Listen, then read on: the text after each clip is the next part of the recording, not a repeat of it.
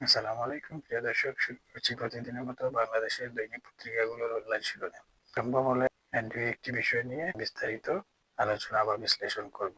শুরুতেই আমার কাছে আছে দৈনিক ইনকিলাব। বিপ্লবী বাজেট সম্ভব নয়। দৈনিক মানবজমিন। ঐক্যমত্য কমিশনের বৈঠক, তার বিষয়ে দলগুলোর হা। এবার শক্তিশালী জর্দানকে রুখে দিল বাংলাদেশের মেয়েরা। দৈনিক সমকাল।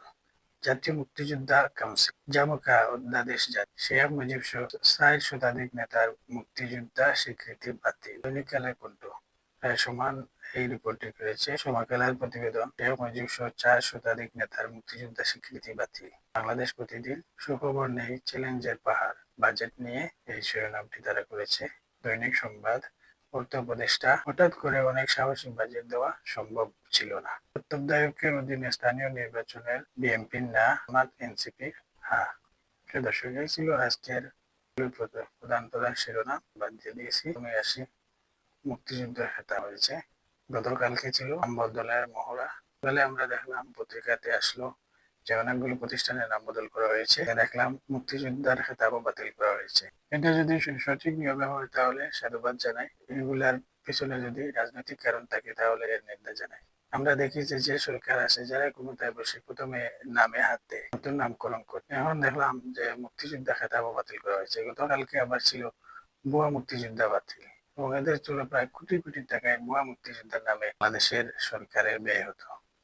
চিন্তা করতে পারেন, এরাই আবার কোটা আন্দোলনের বিরোধী। অথচ সত্যিকারের মুক্তিযোদ্ধা যারা আমাদের এলাকায় বা সব এলাকায় মনে করি তারা এই আগের মতো রয়ে গেছে। আবার মুক্তিযুদ্ধে মারা গেছে, তারা এই অনাদর অবহেলায় বড় হয়েছে। ভুয়া মুক্তিযোদ্ধাদের দৌরাত্ম, পদে সেই পদে, এই সেক্টরে সেই সেক্টরে, তাদের দৌরাত্মে সতিষ্ঠ। কোথায় কোথায় আমি মুক্তিযোদ্ধা, আমি মুক্তিযোদ্ধা বলে চিৎকার দেয়। সত্যিকারের মুক্তিযুদ্ধ যারা করে না, তারা দেশের জন্য, জনগণের জন্য, দেশের জন্য তাদের জীবন বিলিয়ে দিয়েছে। তারা কিছু পাওয়ার জন্য যুদ্ধ করেনি।